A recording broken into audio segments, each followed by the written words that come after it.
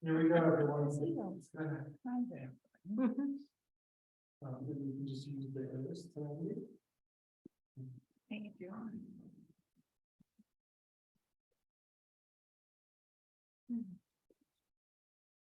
Nice job.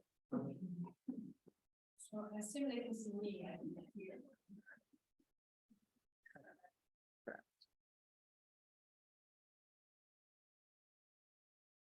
Well, if everyone can hear, we'll get started. We're just a couple minutes late, but that's. I'm having trouble hearing you, Cindy.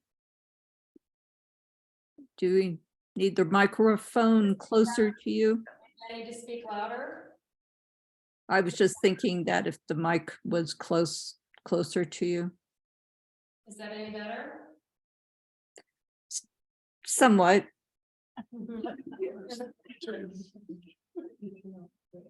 I How's can that? adjust my speaker also, but I just was, How's the sound now? that's good. Okay. All right. Well, good evening, everyone. I appreciate everyone who's here in person and on Zoom to join us for this. I consider to be a really important topic and a difficult one also. It's hard to talk about death and dying and end of life, but that's what I do for a living, and I try to make it more comfortable and easier to navigate. So I call my presentation Rest Assured, and it's an end-of-life doula approach to preparing and caring at the end of life. And just what we'll cover this evening, I'll tell you a little bit about me, my background, how I came to doing this work.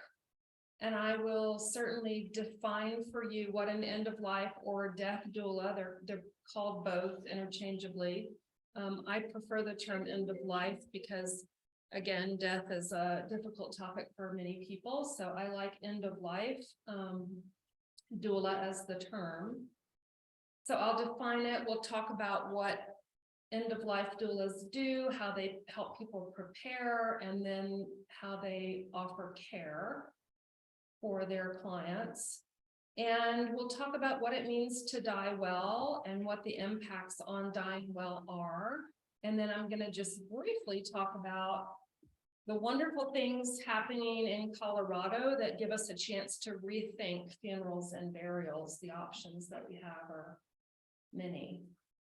So just a little bit about me as far as education. A lot of people always want to know what my background is that brought me to doing this work.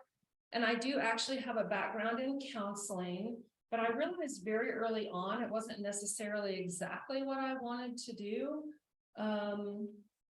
And that kind of led me, I came from Florida, was where I grew up and lived a lot of my early adult life, and where I did my education. And then I lived for a few years in Texas, and then I came to Colorado in 2007 and decided to leave the counseling field when I came here. And then I took a really big job at CU Anschutz doing working for the Institutional Review Board, using my background to do study research. So that was a pretty big job, but I burned out from that pretty quickly.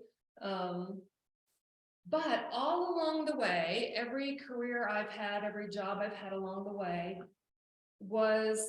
my background was in doing hospice volunteering for the last 30 years. Because 30 years ago, I had the experience of my first death of someone close to me, and that was my grandmother. And I sat with her for the last 3 days of her life, and I was really comfortable in that space with her. And I noticed a lot of my family members were not comfortable in that space. And I felt like being in that experience with my grandmother, she showed me an ability that I had that not everyone has. And from that, I took volunteer training with hospice at the age of 30 and have been doing it ever since. And it was kind of like a side career for me, one that I didn't really get paid for, but one that I was really very passionate about. And then in 2015, I suffered my own very serious illness that forced me to kind of do a reevaluation of my future once I recovered from that illness. And I decided I didn't want to do anything I wasn't passionate about. And really the only thing that had ever meant anything to me was helping people at end of life. So in 2017, I did training with the International End of Life Doula Association, or INELDA, one of many training organizations for end of life or death doulas, and started my practice in January of 2018. And in 2020, I published a book called The Mortal's Guide to Dying Well, Practical Wisdom from an End-of-Life Doula, that went to an international bestseller in the first 48 hours. So I was very proud of that book, but people are hungry for this information, I learned. So Cindy, excuse me, but you're not moving the slides forward? Like, yes, there are slides, these are the slides, but they're not moving on the folks who are watching on Zoom. The slides are They're moving for me, but not for them. right slide. Yeah. This happened before the slides. Slides move for me, but they're not moving up there. Isn't, I'm not sure. It just, I don't know. It That's was not what being, that's not what is being screened. shared. It's not, that's not what's being screen shared. Oh, is this being screen shared? What's being screen shared? The original, The first I slide, think it's because of this. the headers. this is just being screen shared Um, before this.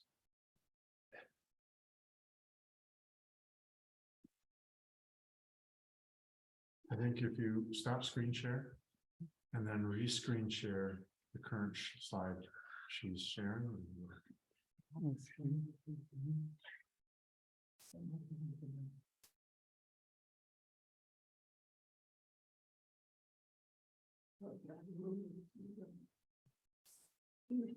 There we go. Thank you. Thank you. And if it, I just want to double check. See if that works.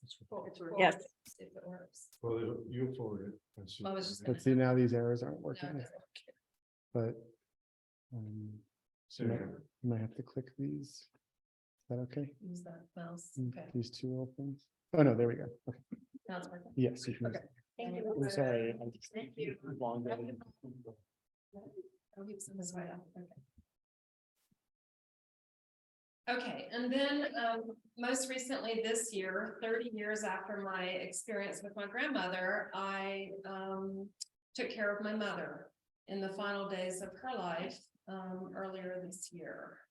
So felt like two bookends, interestingly, 30 years apart, my grandmother and then my mother. Okay, so let's talk about end-of-life doulas or death doulas. We'll start with the word doula because not everyone knows that word. Many people know of it from birth doulas, but many people don't even know that, I've discovered. So loosely defined, the word doula comes from it's a Greek word that loosely defined means a woman helping a woman. I think technically it meant like a female servant. But birth doulas like to say it's a woman helping a woman, but it fits very nicely for helping people at the end of life because the transition of being born into the world and the transition of dying out of this world, there's a lot of similarity. If you think about it in terms of how we labor birth, we also can labor death. Not uncommon to labor a death. There's a tremendous amount of beauty that comes in birthing. There's a tremendous amount of beauty with dying as well. It lends itself to having knowledgeable non-medical support. That's what a birth doula does.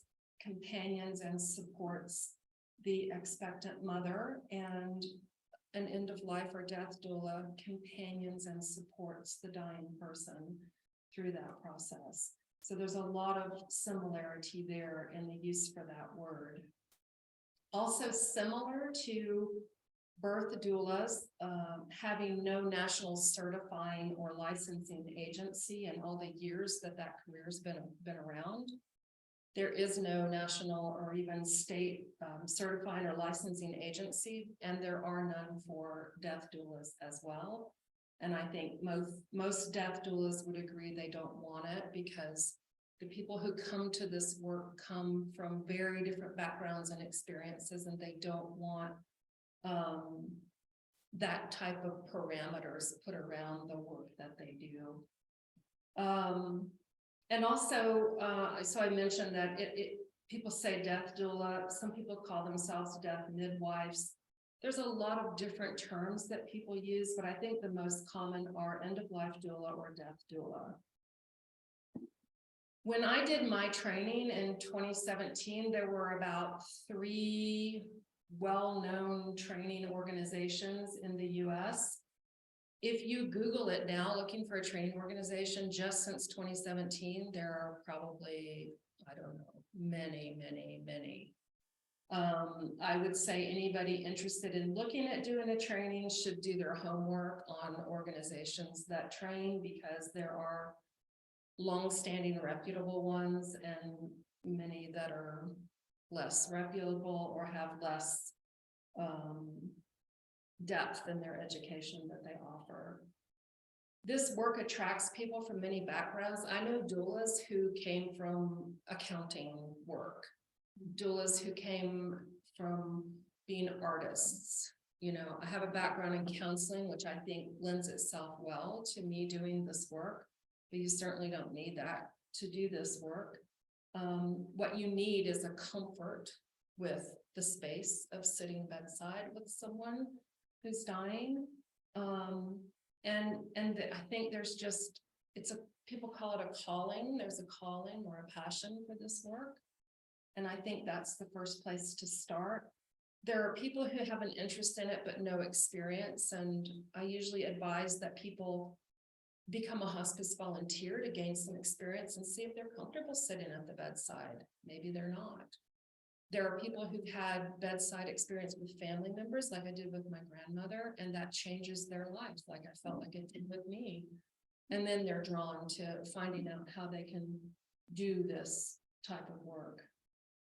It's very focused on community and family-based care. I think a lot of what doulas do is educate the caregivers on how to do this, how to care for someone who's at the end of life, and how to focus on the fact that it's not just a person who's dying, but they're still living as well. Every day that they're living is, you know, part of their life, but they're also preparing to die.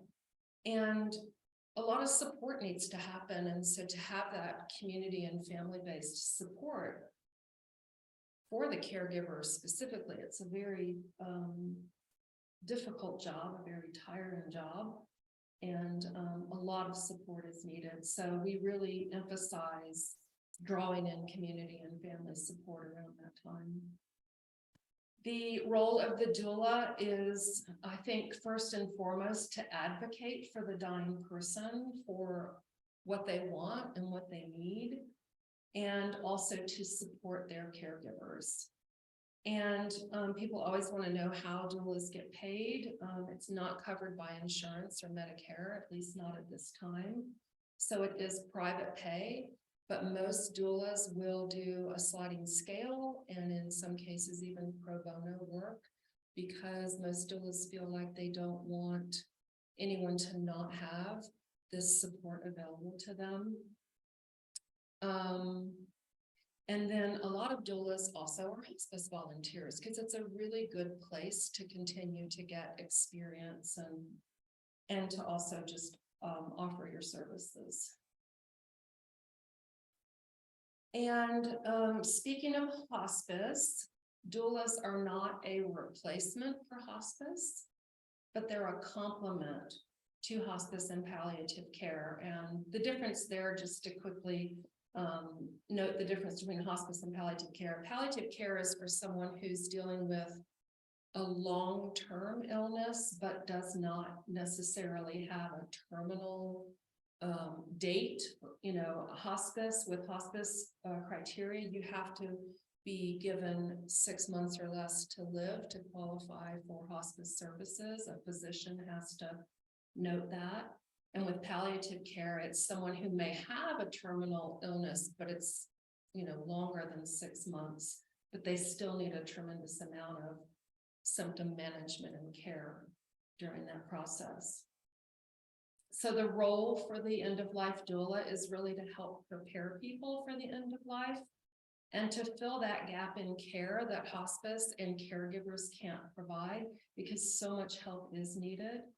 And over the years, hospice has been able to do less and less and have to take more and more clients. It's kind of just a Medicare situation where they have criteria for how many clients they have, patients they have to see a day, and they can't spend the time they could when I started doing hospice work back in the early 90s. Look different than it does today. And a lot of that just has to do with, insurance and things like that. So doulas kind of fill in this space and can offer a lot more time to the dying person and their caregivers and support. And they really assist the clients with dying well and doing death their way. That's kind of the advocacy for that, is working through what somebody might want for themselves for their final hours and days of life. And it's kind of a beautiful thing to have those conversations with someone and help them create that for themselves. And really, real estate people talk about location, location, location, and doulas talk about preparation, preparation, preparation. Be prepared, no crises. So who should prepare? Really, every adult should prepare, because guess what? We don't know, right? We have no idea tomorrow's going to come. The mortality rate is still at 100%. It doesn't change, right? I check it every day. I check it every day. Still at 100%.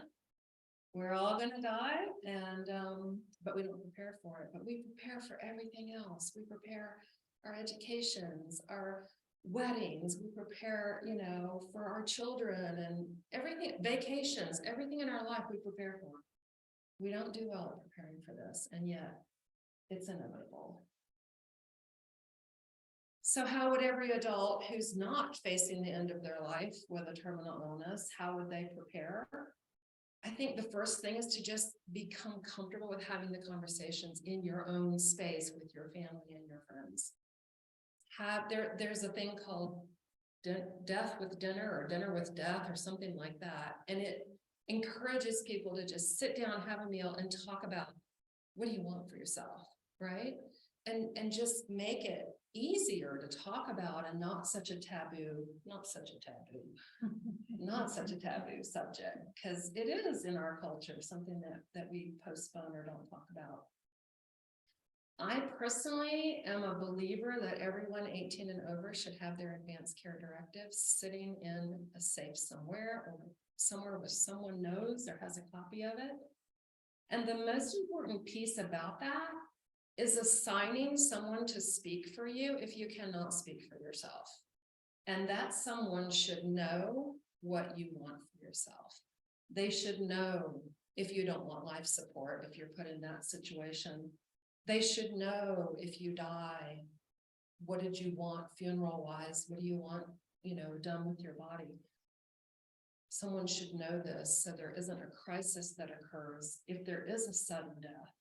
So I think this is a very important thing to do, and I encourage everyone to have this done, at the very least, this document, and somebody who knows what you want.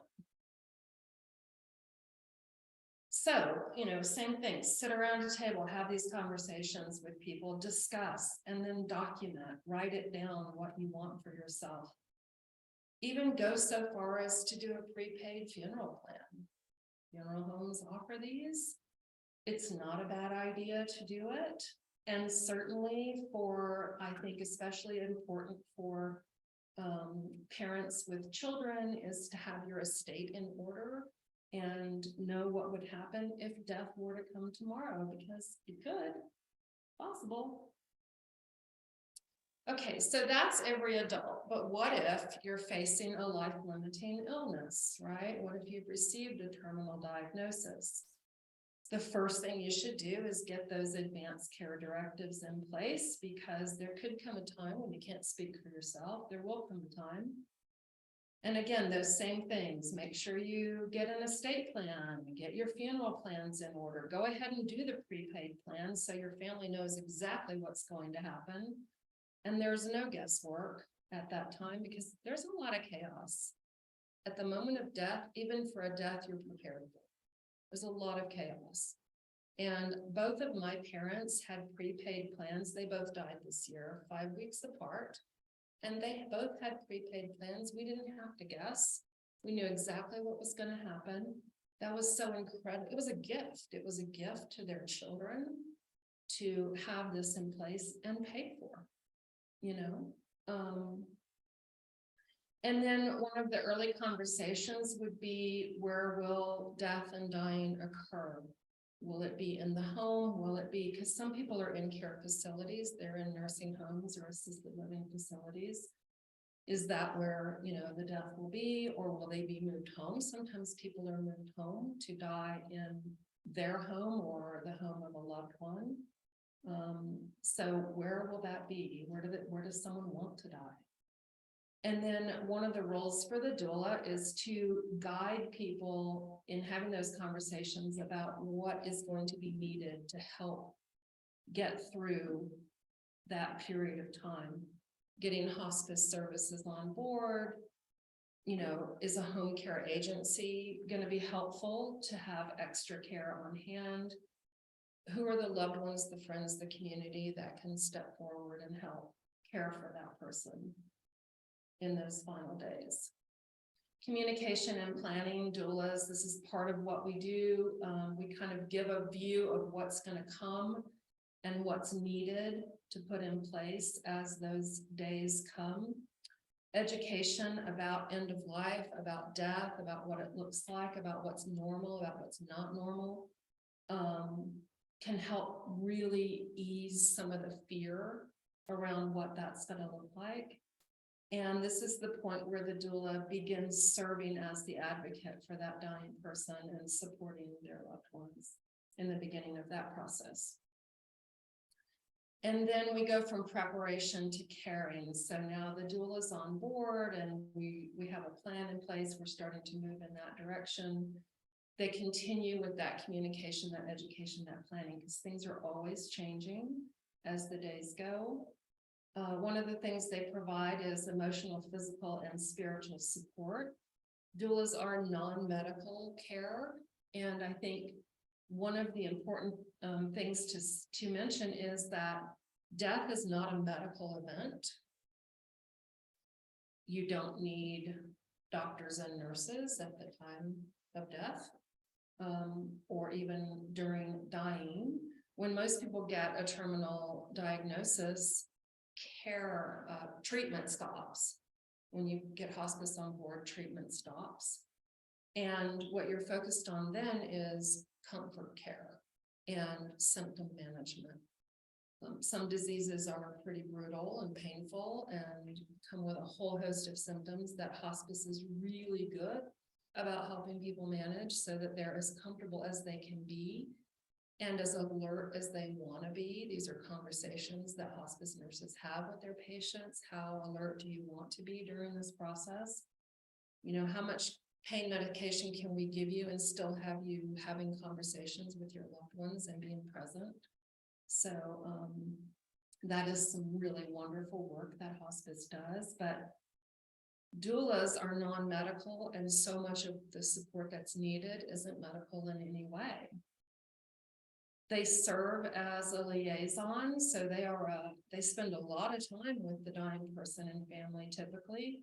And so they become that communication link between maybe family members that are out of state or out of town to maybe help explain what's happening and what's going to happen and what it's looking like. And the hospice care team, they're not always there. Honestly, they're rarely there. My mom had hospice. I think her nurse came maybe once a week. You know, I had a doula team helping with my mother. I knew exactly who to call. Those were the people who came and gave me respite and breaks and helped with that process because they're available. Hospice nurses, like, I come on Mondays at 10 if I'm available. If not, it might be 2. And it's difficult because I think people expect that hospice is there to provide this round-the-clock care, and that is exactly not what they do, what they can do. So again, guiding that process, and it gets really important in those final days and hours to help really explain what is happening and to help normalize and take some of the fear out of what those final days look like. So doulas provide respite. They give, you know, they can sit with the dying person while the caregivers take a break, take a nap, leave to go to an appointment, whatever, take a walk, whatever they may need that helps them do this work. And they help do a vigil plan, and this is one of my favorite things to do with clients. So I have a worksheet that I do and the vigil plan. So the vigil is the final days and hours of life. That's the vigil time. That's usually when people are gathering around the bed. And there's always someone there. They don't typically leave the dying person alone, so they're vigiling. And what I like to do is talk about what that person wants for themselves when the time comes that they can no longer speak for themselves. So, you know, where do you want to be? Do you want your bed in the center of the living room, surrounded by the hub of the home and all the kids or grandkids running around and the noise? And do you want to be in the back bedroom where it's very quiet and serene? Like, what kind of environment fits you? Do you want to be facing the window where you can feel the morning sun on your face, right? Do you want music playing? What kind of music? Let's pick the music. Do you want someone to read things to you? And if so, what material would you like to have read to you? What's your favorite scent? Do you want a candle burning with your favorite scent so that you can have that smell of? I mean, think about how many different ways you can paint this picture. And what a doula does is help put that plan in place. It's a really beautiful thing that someone does to design this for themselves. And then the doula, you actually put the plan down on paper and it's in the room so that everybody there knows exactly what the plan is. And then the doula serves as an advocate to make sure that plan goes into place when that day comes and up until that final breath. They do their best that they can. Sometimes people might get moved to like an inpatient hospice or something, so you do your best to implement that plan. Life review and legacy work. It's really important for a lot of people to be able to share their life story, to tell their life story, to process their life. And a doula does that because a lot of times you're really getting very close to this person and it becomes a very trusted relationship. Sometimes people need to process their life. Sometimes they just need to process a piece of their life, a relationship or a time or event in their life.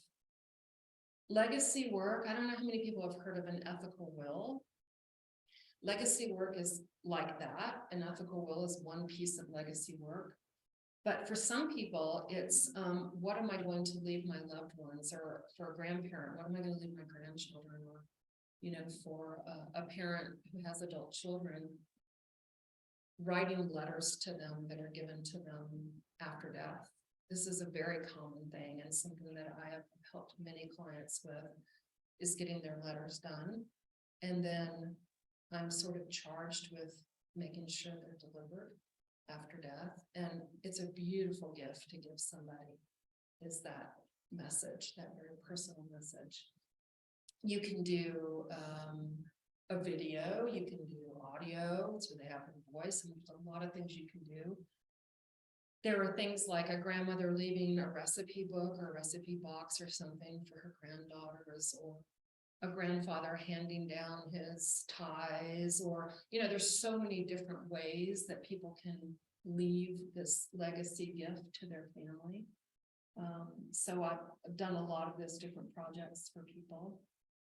Doulas serve as that active presence during that vigil. So once you move into realizing that someone has days and hours to live, the doulas start spending more and more time supporting at the bedside and giving respite.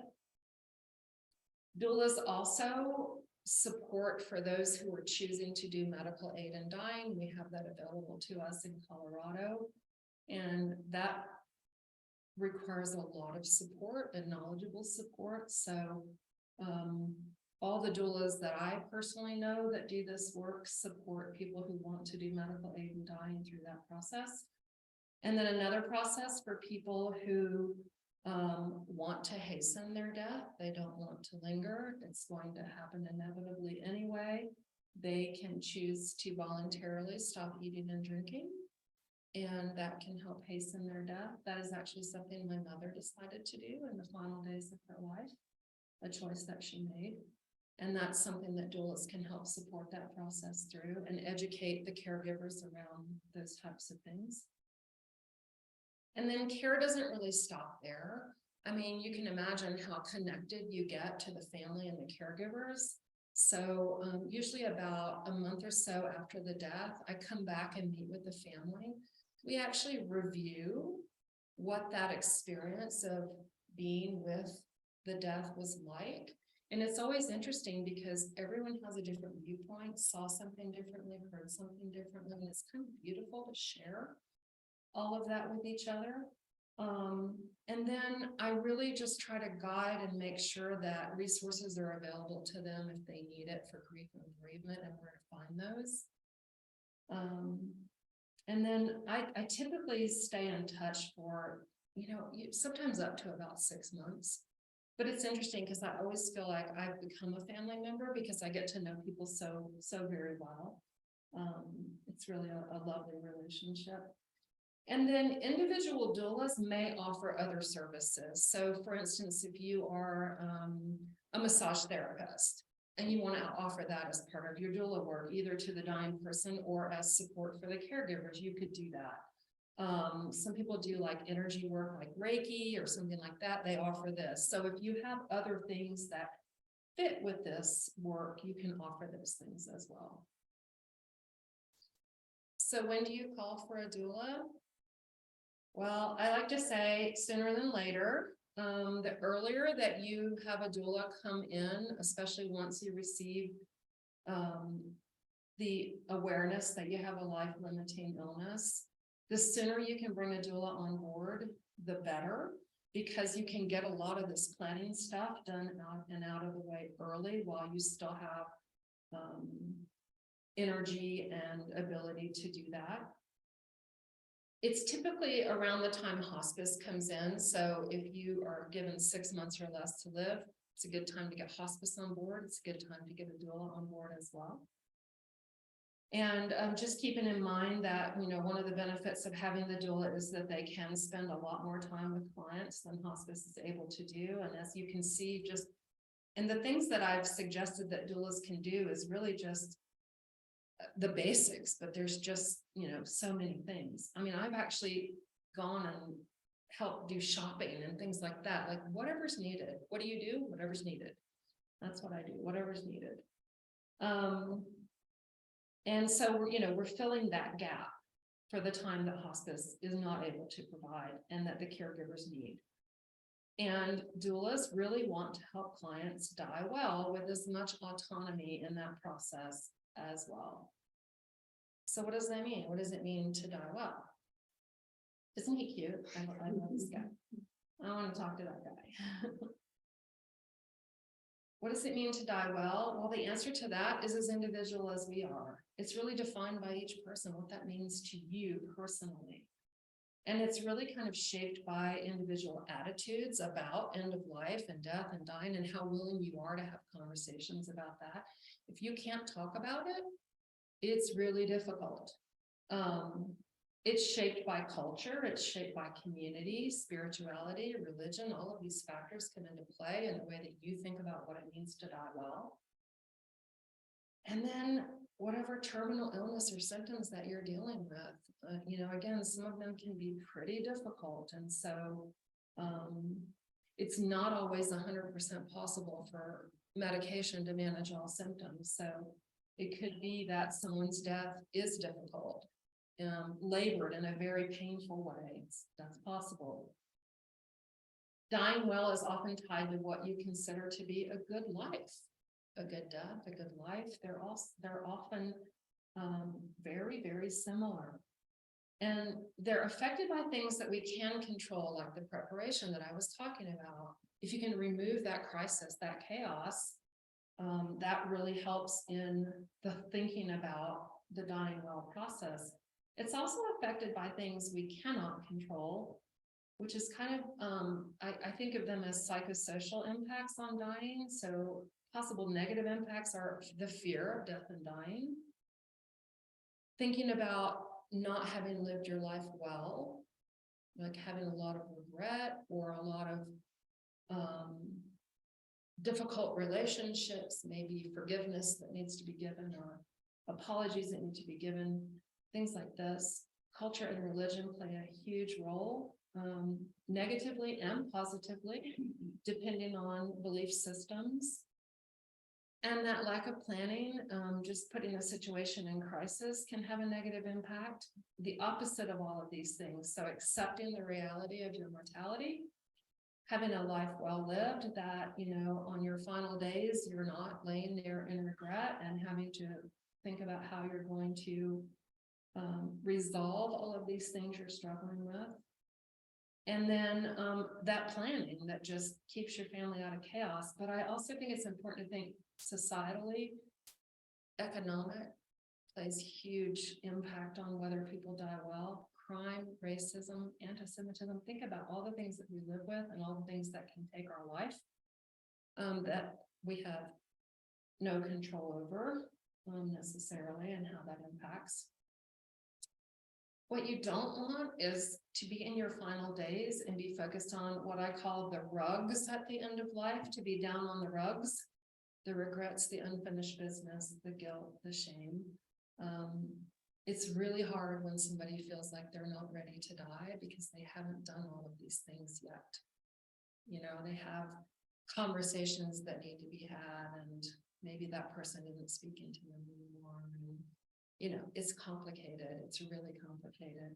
What you don't want to wait is until you're in the final days to kind of resolve some of these things. So again, you can see how dying well and living well impact each other. But when it comes down to it, there seem to be two universal questions that most people ask themselves at the end of life. Frank Ostaseski worked with thousands of patients. He's the founder of the Zen Hospice Project and the Meta Institute. And he says what most people are really concerned with at the end of life is, am I loved? Right? Am I loved? And did I love well? And if the answer to that is no, either of those, then you're down on the rugs, right? You're really in that regret, like I didn't love well enough, or, you know, those things. So that can be as painful at the end of life as some of the symptoms that people are dealing with their terminal illness. These types of things can be as painful. Which kind of begs the question, why wait until then to resolve some of these things in your life? So dying well does inform us on living well. And I like to remind people, it's one of my favorite quotes, death is not the opposite of life, but it is a part of life. And then I'm just very briefly going to go over rethinking funerals and burials, because Colorado has become a pretty progressive state. In what people are really wanting is more green ways for body disposition. And we have a lot of options now that we didn't have a few years ago. And, you know, even outside the Jewish community, everyone is starting to question whether what we do traditionally, and what we do conventionally, because I don't call it traditional. I think what people do with funerals today is more conventional, because the traditional way is community care and the traditional way is green. And the traditional way is taking care of your own, not turning it over to someone else to take care of. And people are really starting to question these things. Big part of the reason is the expense. I mean, people have to GoFundMe funerals now. It's gotten out of control, and a lot of people can't afford to die. They can't afford for their family members to die. The environmental impact is huge. I think that has driven a lot of why Colorado has the options that we have now. So it used to be burial or cremation. Those were your two options. And now we have water cremation or alkaline hydrolysis or aqua cremation, which is very, very gentle, a very gentle way. And we have natural organic reduction or human composting, which is also another very gentle way. And we have our first dedicated burial preserve, fully green burial preserve, which is located in Florence, called the Colorado Burial Preserve, a beautiful space down there. Not so close to the metro area, but I think I'm on a 3-hour drive, I want to say, something like that. I've been down there and visited. It's quite lovely. So there's a lot of progress being made that really kind of fits in with also the Jewish way of doing gentle and green and that. So. And there's my shameless self-promotion of my book. Available on Amazon. No, thank you, Cindy. What It's a great questions gift. in the chat was specifically about the contact, so thank you. Yeah, and my contact information, my website, I'm also the president and co-founder of the Colorado End of Life Collaborative, which has a website, and we have a nice group of doulas, and also we have members who provide every other end of life service you could possibly want or need in a trusted place to find those sources. So I'll open it up to questions. Well, one from the chat was, are the notes from your presentation in your book? Are the notes? The slides from your presentation tonight, is that information and those notes, are they in the Mortal's Guide to Dying Well? The content is very similar, plus a whole lot more. I'll say that. Yeah.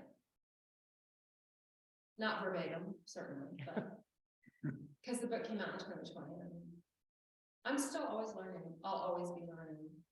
My clients teach me so very much, and I feel like I'm always learning. How's it structured to hire a doula? Like, you do like a 3 months, or is it hourly, or I'm just curious how you would set that up. That's a great question. I find that this work does not lend itself very well to an hourly rate. You're gonna do lots of hours. So I do packages, hour packages. And like the more hours, because everybody still wants an hourly rate, even when you tell them an hourly rate. So I'll give an hourly rate, and then I'll say, but the more hours that you buy in advance, and I'll set up some packages, that are reduced down. So yeah, packages, and I'm always willing to work out whatever fits. No hard and fast rule. Question in the chat is, can you give us additional examples of advocating for the patient?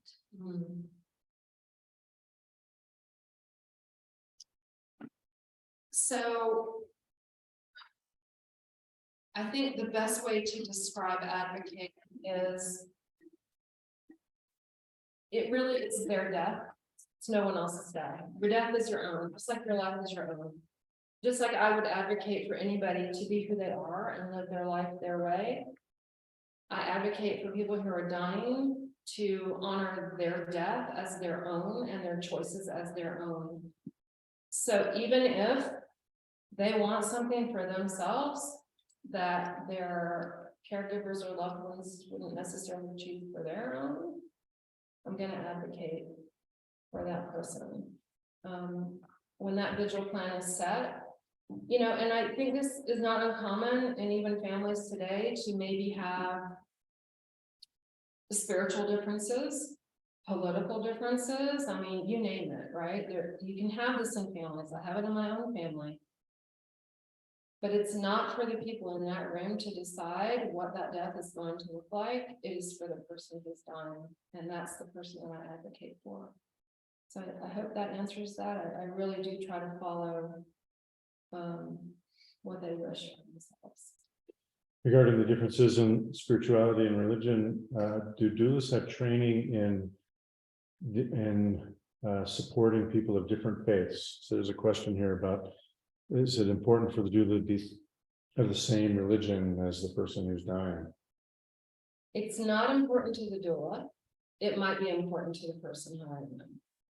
It's not important to the doula because our role is not to impose our beliefs or our faith or a way of thinking about death, dying, or what happens after death. None of that is ours to impose on the client that we're working with. My role is to support that person's belief, and that's the person's faith. And so we have those conversations. And I've had clients say to me, what do you think happens after we die? And I say, what do you think happens? Because whatever you think happens is what I'm going to support for you. And that may be very different than the last person that I worked with. But it's not for me to impose my beliefs. So it's, and I've worked with people of all faiths and of no faiths, and you know. Yeah. So do you know if something in the training that you did, for instance, did you learn about dying practices and burial practices from other faiths traditions? Was there a cultural component to that? Not as deeply as there should be, for sure. Please face the camera. Hi. No, I don't think there's as much training as in that as there should be. But I do think that clients are typically drawn to certain people to work with them, and I think people find their person. And I don't think every doula is right for every client, and I don't think every client is right for every doula. And so I actually encourage people to talk to more than one doula when they're considering hiring and do your homework. Do you know if long-term care? Speak up there because it's Sorry. really hard to. This is a question from the text, Okay. from the chat, which is, do you know whether long-term care insurance will help with costs for a doula? It does not. There's nothing that covers doula care at this time. It's all private pay. Let's do that. Which is why doulas are so willing to work out details of that with their clients. Because we understand it's not, we want to make it available to everyone as much as we can. Do you see a place for this, a personal question? Do you see a place for doula training within the scope of the Chevra Kadisha that we've been working on at Beth Evergreen I think it'd to? be wonderful if we had doulas who work just with the community and understand the faith and can bring those two things together. I think it'd be beautiful. Yeah. And do you do that kind of training? Do I? Yes. I don't. I'd consider it though. Yeah. I haven't been asked to do that, but This idea, concept of community care. Can you say more about that? We're gonna, in January, our plan is to talk about Chevra Kadisha, the within the Jewish community and history, the context of providing community care. Maybe you can. I think a lot of that is already a part of the Jewish way of death and dying. If you think of, and it's, so I have this book that's a Jewish doula that I know recommended. It's called The Jewish Way in Death and Mourning. Do you know? It's right on your left shoulder on the shelf. Oh, it's on the shelf. Okay. So here's one of the things that I find the most telling. And he was here 3 years ago as a scholar in residence. Yeah. Well, here's what I find the most telling about this book. So you've just been listening to me talk about the work that I do. This book starts with from the moment of death. But I've just been talking to you about everything up until, Right. right? So to me, there's huge piece missing in here. Now, this is great, right? Because we need all this information too. And I didn't really cover a lot of this information because my focus is up until death. All right, that's. Actually, I misspoke, because that's Maurice Lamb's book. It's- He wasn't here. He's an Orthodox teacher. But yeah. It's a wonderful book, Mhm. but I notice where it starts. And I think there's something missing, so. Mhm.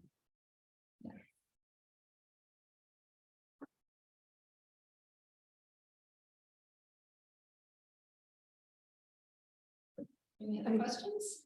The one thing I just wanted to make a comment is how much this has been so eye-opening and enlightening. I've had the honor to sit with too many family members who have all died, and I look at it as one of the biggest honors I could do is be with them. But in our family, we just never had the true discussions up front of what do you want it to look, and it's just, it never even occurred to me that you're supposed to have those discussions. And I so wish I had during those, looking back, but going forward that we can now have those discussions. Yeah, so thank you. We touched on death over dinner. Yes. I have looked at that website and Yes. it's pretty neat. You can click like who you're having dinner with. So maybe it's your parents, maybe it's your kids. And then you can really click on and curate really what aligns with your family and what would be an important assistant in that conversation. And then you send it to your loved ones and you set up the time to eat and of course, and it has the questions that help make that conversation really supportive. So Would you introduce yourself? my name is Jamie. Yeah. I can remember that. You take me.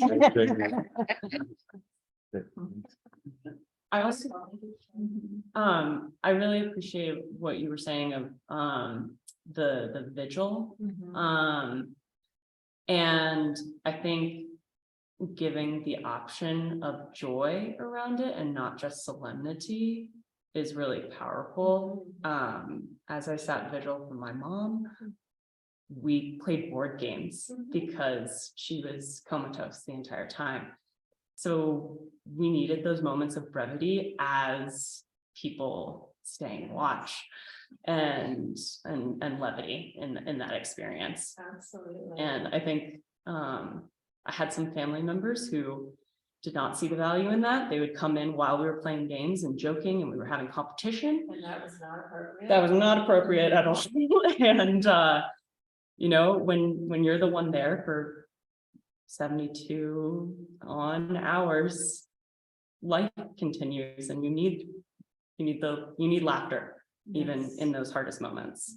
So yeah, Sharing that, yeah. that's a very good example of that. And when we're doing the business plan, when I'm doing the business plan with my client, we even talk about at the moment of your last breath, what do you want for those who are standing on the bed? Yeah. What sacred thing can we do for them? Scotch. Whatever is meaningful either to the person who's dying or what they know is meaningful to their family or their loved ones. And when I say family, I'm always saying family of choice. So I'm very aware of some people's family are not genetic, and that's okay, not biological, and that's okay. So family to me is also family by choice, but yeah, to mark that moment for those who are present, what shall we do? What ritual shall we do? And if that's taking a shot or playing a piece of music or everyone holding hands and praying, whatever it might be, what's most meaningful. And when people learn that this is what this person has designed for them, it's incredibly beautiful. And then we do it, like that day comes and that last breath comes and we do it. It's also freeing for the people because we didn't know what my mom would want. So we were just all there. And then we were chit-chatting and it actually took us a couple beats to realize she had stopped breathing. Right, and just the shock, and then chaos, everyone calling everyone, we did not take a second. And I think having a deep breath or whatever it would have been, I think like for my own self, like thinking about, I mean, I hope it's very far away, but knowing for my loved ones, the biggest gift that you can give them is knowledge of how you want to die. And it is a gift. I actually have my own visual plan with my advanced directives. And my family knows, I've already written it. Because I could be in a car accident tomorrow and have to be taken off life support. I don't know. I don't know if I'm gonna die from a terminal illness and a long drawn out. I don't know that. None of us know that. But if that happens to me, I already have it written out. Yeah. Yeah.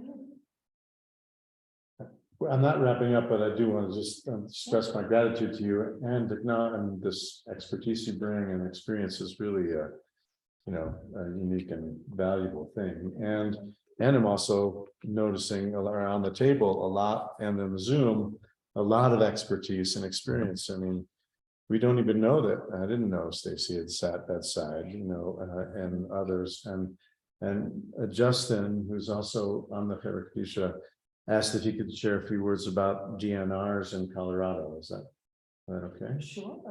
Yeah, Justin, go ahead and unmute. Hi, hello, I'm Justin. So my profession is I'm a paramedic. And one of the things that we can sometimes run into with not planning for death is what the family wants versus what the, you know, the patient or the person who is dying always wanted. And I've seen, you know, all out battles in a living room where we're trying to do CPR and all this whole thing. In terms of DNRs though, in Colorado, the state of Colorado makes it fairly easy. There's a single form that gets filled out that the individual needs to sign, as well as a physician most times, and a person doesn't necessarily need to have like a terminal illness or anything like that. But on this one single sheet, it does spell out exactly kind of what you want to a limited degree of, do you want CPR? Do you want to be put on life support? Do you want to have, you know, stuff like artificial nutrition and that kind of thing? And the nice thing about that is it's an easily recognizable form by all healthcare providers. And it's also a form that allows copies to have the same weight as the original form, which isn't always the case with forms maybe drawn up by attorneys or something like that. So anybody who lives in the state of Colorado and is interested in having some sort of orders, I would encourage you to have that conversation with your physician and to get that form filled out, and then to also share that with the rest of your family, and so that they also know where that form is in the event that something does happen, that form can be presented to, you know, first responders or whomever it may be, just to make sure that your wishes are actually carried out, and so that your wishes are actually legally binding at that point as well. And that's do not resuscitate. I'm not sure if you said that. Just for those who don't know, the do not resuscitate is the DNR. And also, if you don't have that, I think, aren't you required by law next time to actually do it if there is no DNR? Yes, in the state of Colorado, we are. So that form, it's pretty limited. You always hear stories about people getting like tattoos of DNR across their chest and this whole thing. Those are not legally binding. Those don't mean anything unless it's and unless it's called a Colorado MOST form, which is the medical order for life-sustaining treatment is the official name of the form. Your attorney can draw something up and it has to be notarized in this whole thing. But if that's presented to first responders, CPR is likely going to be initiated while we try to look through that thing and understand what it is, what it says, if it's even actually legal and that kind of thing. Yeah, very good point. I know for patients on hospice care who have a DNR, they post it on the refrigerator. That's like the standard place to put it. So and you know, really anyone who's on hospice, 911 should never be called because it's an expected death. And so you let the death occur. Again, it's not a medical event. You you have an awareness that the death is going to happen. But if someone doesn't know that and they call 911 and the DNR is on the refrigerator, then first responders, they do not resuscitate. That's it. So it's an important thing if that's your choice. So thank you for doing that. Thank you for saying that. My mom, I'm Marilyn. My mom passed away in January and I was her sole caretaker and for 18 years. And it was really, I could have really used a doula. I didn't know about them.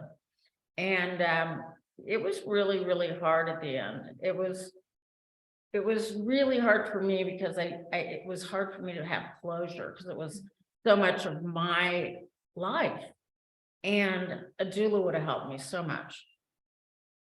Yeah. Thank you for sharing that.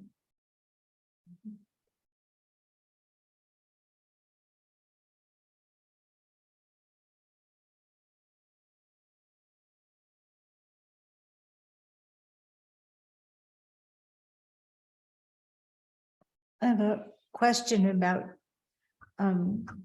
political pressure.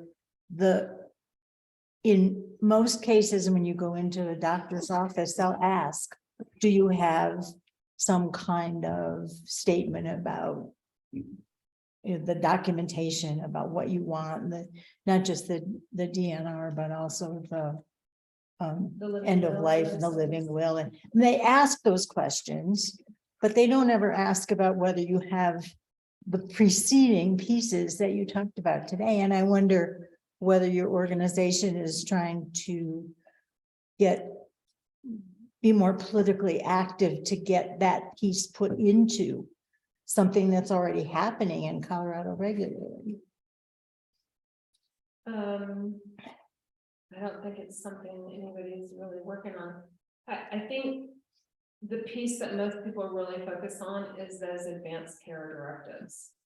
And the importance of, if you can't speak for yourself, Right. having had those conversations with somebody who knows you, who you signed on as your legal medical power of attorney to speak for you if you can't. That is the most important piece that I think of. Because doctors are going to choose for you if that's not done. If you have a piece of paper that says what you want done, but you don't have a medical power of attorney, it doesn't matter that you have that living will. It used to matter when living wills first came out legally. What you put on that paper, because my grandmother 30 years ago was one of the first people I ever heard of who had a living will. It was shortly after we started doing them. And I remember my grandmother had one, and the doctor said, we have to take her off of life support because she has a living will and we have to abide by this. They didn't ask anybody else in the family what they wanted. They said, she has signed this and we have to abide by it. Very different now. Now it's they go to the next of kin and they ask them, yeah, they have this document, but what do you want us to do? This is what they do now. So there's that advocacy piece. If that person doesn't have someone who will choose what they want for themselves, there may not be an advocate over here to choose what they want because they haven't signed that document and put it in place. It's going to fall. And for some people, their next of kin may not be their medical power of attorney that they would choose. For some people, it's a best friend. For some people, it's a neighbor. It may not be the legal next of kin. So you get to choose your neighbor to sign on there with you, right? You get to choose that for yourself. So that's that advocacy piece too, is you really get to speak for yourself, but legally you have to put it where you've got someone else who knows what you want and is willing and agrees to choose for you what you want, maybe not even what they would choose for themselves if they were in that situation, but to honor your choices so that legally they you have a piece of paper, it says, this person is my medical power of attorney. They go to that person, they call the neighbor and they say, What do we do? Yeah. On life support, what do we do? She doesn't want to be on life support. Had this conversation with her. She would not want that. She comes off of life support. And that's how it's done. But if they go to next of kin, it might be no, try everything, do everything. Right. It may not be with that person. So it's really important. for everyone, even if you're not facing a terminal illness. Because again, we don't know what tomorrow brings. Is an advanced care directive like a will where you can have backups? Because like, Oh, more than one person? right, because you might Yes. have like your spouse be your primary, but what You are the certainly chances can. that you're both in a car accident? So you There's at need a backup. least 2 spaces on Okay, there, great. but I would guess you could even add an additional sheet if you felt like you needed more. Rank all my people 1 through 20. Go down the line, one level. Yeah. Favorites on your phone. Oh, yeah, exactly. No, that's really good to know though, You because can do more. But you should have, right, the conversation is the piece that's most important. sure, And their willingness to do this. And to know what. Then, no, must have been a decade ago or so, that Barbara did 5 wishes and advanced directives here as a workshop, and those of us who came all filled those out, and it was a workshop to put those together. We're still doing the 5 wishes stuff, and 5 wishes. I think there's there's a lot of confusion about the forms. There's a lot of confusion about living wills, which only apply to a very narrow topic, actually. And I think that what you've said is really what's important, which is the conversation and the understanding of who's going to make decisions for you. Because in the end, that's really why there's been a little bit of a movement more towards appointing an agent, a power of attorney for healthcare, and less emphasis on these other documents for exactly that reason. Living will is very narrow. It applies to terminal illness actually only. And a lot of people don't know that. A lot of physicians don't know that. So if you're in a car crash, in theory, your living will may not apply.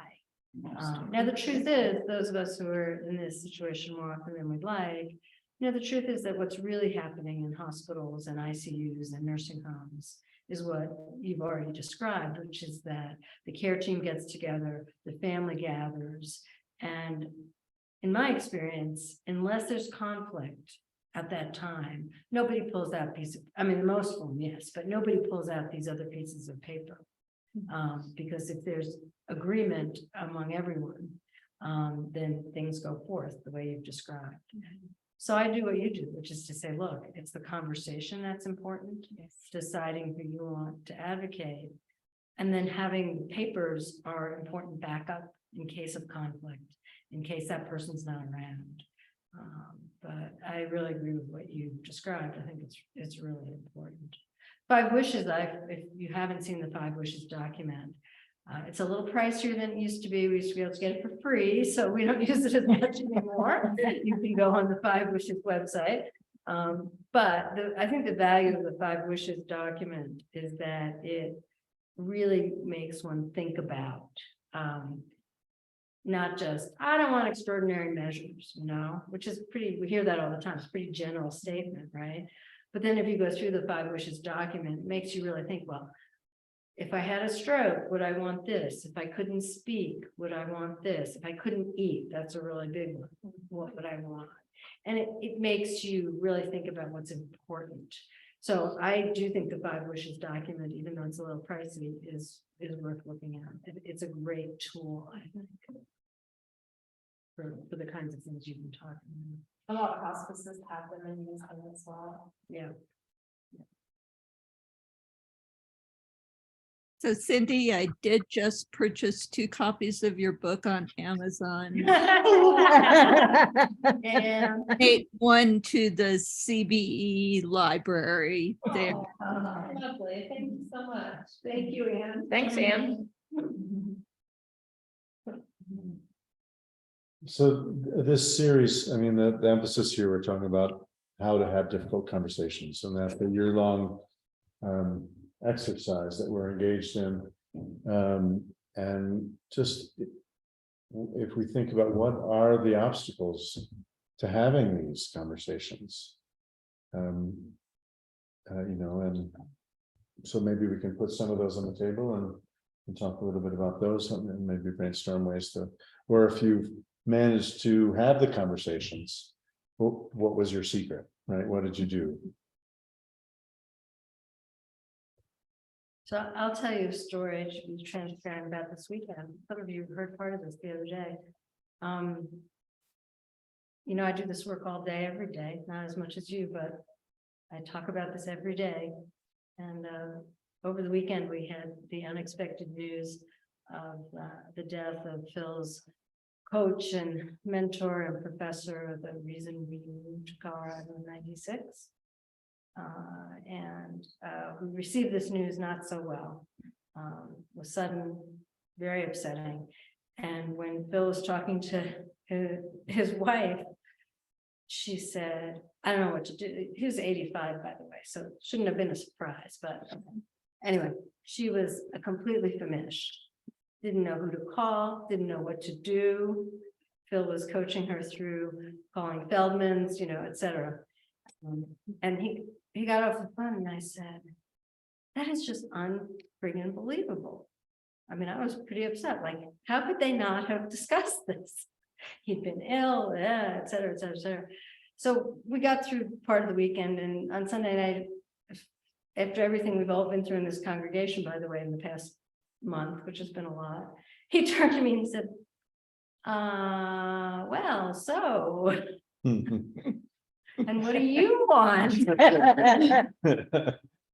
I'll just leave it at that. Sometimes it takes that Absolutely. to generate that conversation.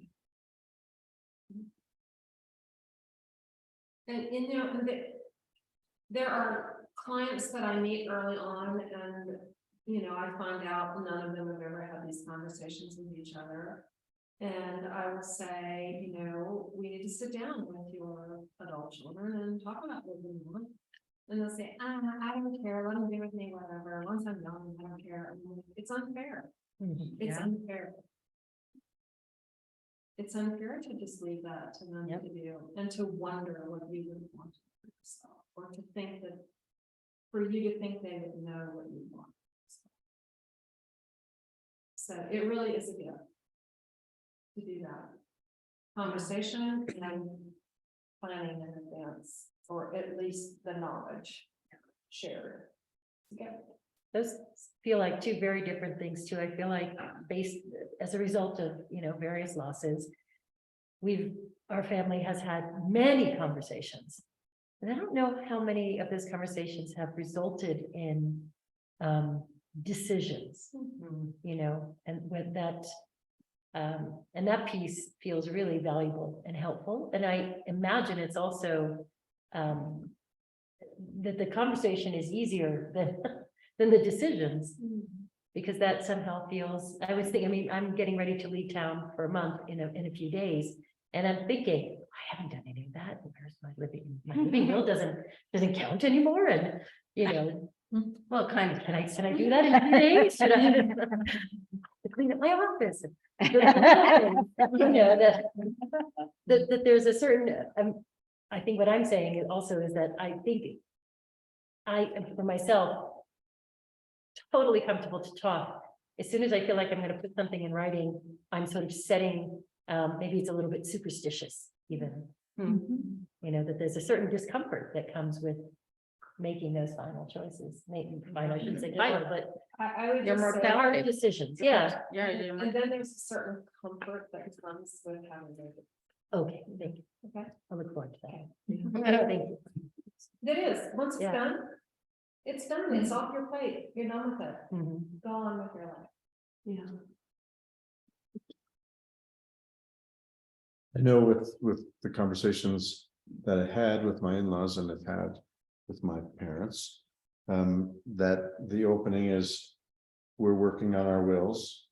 We're setting these directives. We need to communicate them to you, or we want to consult with you. We want to, you know, so you can put it in that sort of matter-of-fact language and use the lawyer's request as the instigation for doing it. That's the prompt that has been effective in terms of opening the door to the conversation. Because there's a difference between talking about death generally and making decisions about end of life. And the largest resistance to it is our own discomfort with our own death. Right? Barbara will talk about it every day. And everyone's death but her own. Um, and Also, just to note, you can change your mind. Right, that's why I said, we want to call it final decision. I mean, the options that are available today that weren't available 5 years ago, if you have the money. If you did your plan 5 years ago. And something new comes along, or you just change your mind, Mhm. do a new one. That's not written in stone in that way. New music. New My mom music. changed the music for her funeral so many times, but and I have to say, like. My mom gave me the greatest gift of knowing exactly what she wanted in her funeral. She had everything picked out and I knew my aunt had it. And after she passed, my aunt came up to me and she said, she thought she had a secret. So she came to me and said, I have been holding these documents and I've been holding on to this and I just really want to let you know that your mom and I talked about this. And I was like, yeah, I needed to get in touch with you. I need those things. And she's like, you knew I had them? I said, yeah, my mom told me where they were. So that I could grab them from you. Mom. Yay, mom. Mom did it really right. And you were asking like what made those conversations easier. For my mom and I, it was that when I was in middle school, my dad was given 6 months with lung cancer. He is still alive now. But that initiated that conversation with my mom. And she and I had those conversations, but my dad and her never did because he's 20 years her senior. So she never thought that he would outlive her. So she had those conversations with me. And when she had the stroke, my dad was bereft. He had no idea what to do because he didn't know what her wishes were. And like you said, you never know when it's going to happen, and whoever you think would be the decision maker, telling them who it is and what you want. Yeah. The chat question is, how do you contact a doula?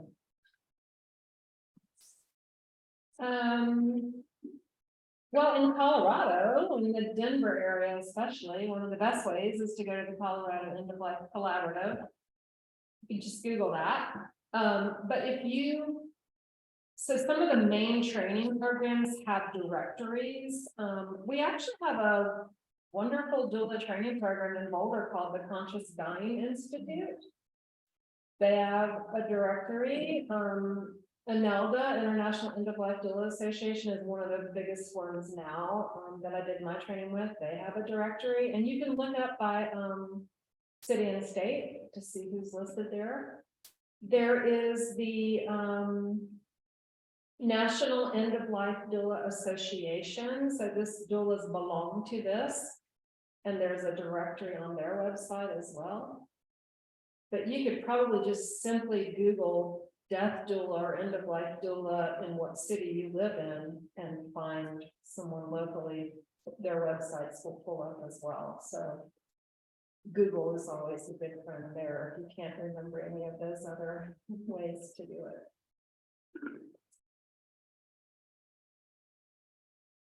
it. Wow, well, thank you. Thank you. It's such a gift that you'd be part of the community. I didn't get to introduce you with jumping in, but Cindy's been a member of the congregation now for a couple of years and had this very difficult year this past year with the deaths of both your parents. And so to make the time and to offer this wisdom to us.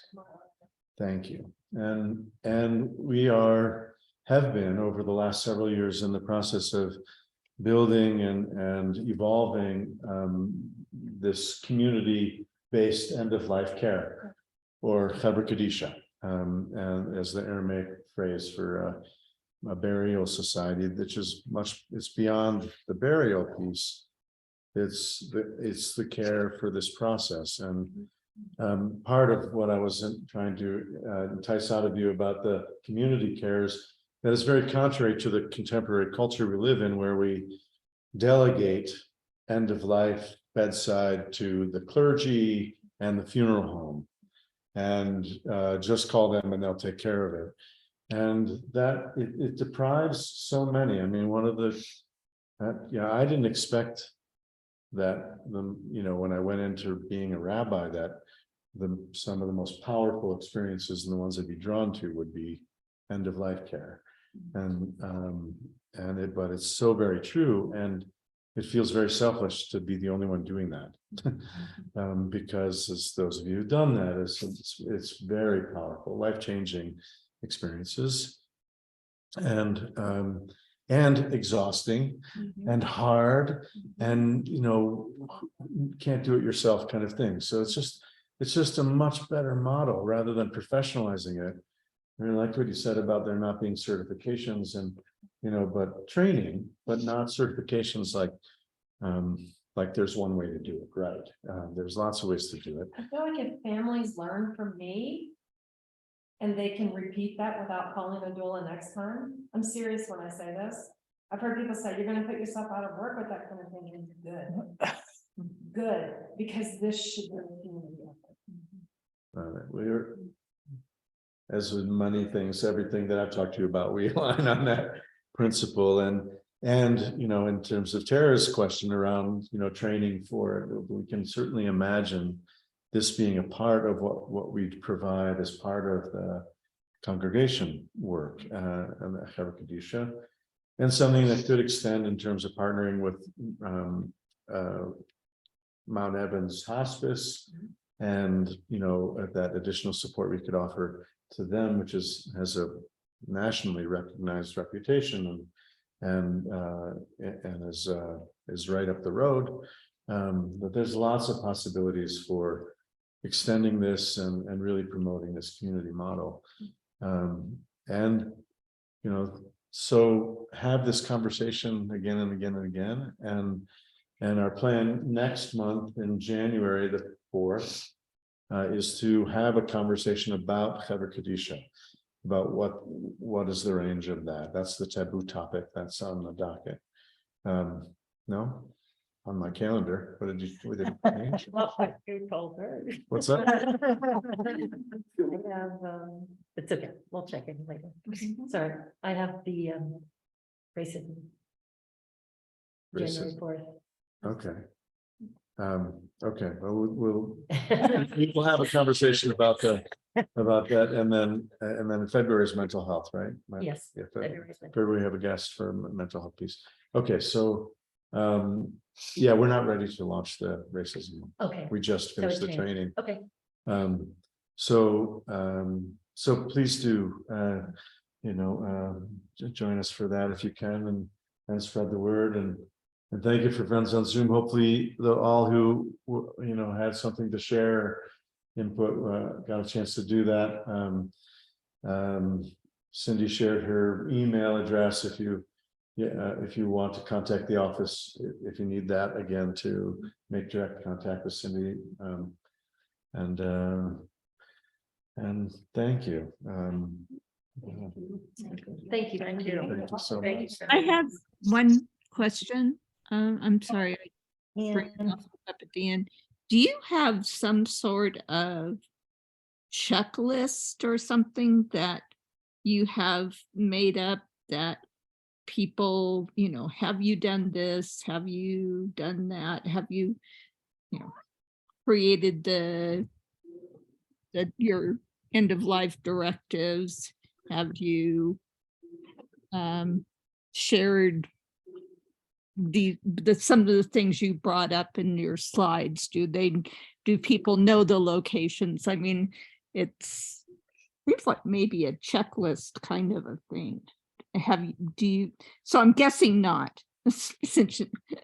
There are some of these checklists available. I mean, you could probably Google these checklists, but I mean, I have checklists that I use with my clients, but not anything that I've shared publicly outside of that.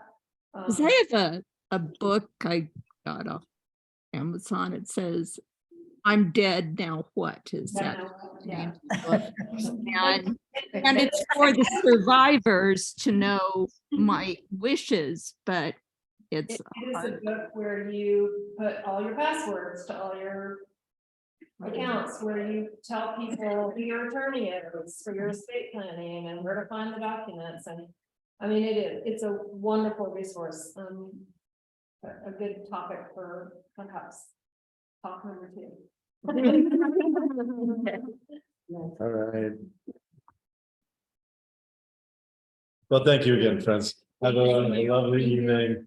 And Joan, in terms of we recorded this session. So you can contact Elizabeth to get a copy of the session. That's why I'm making the slides available.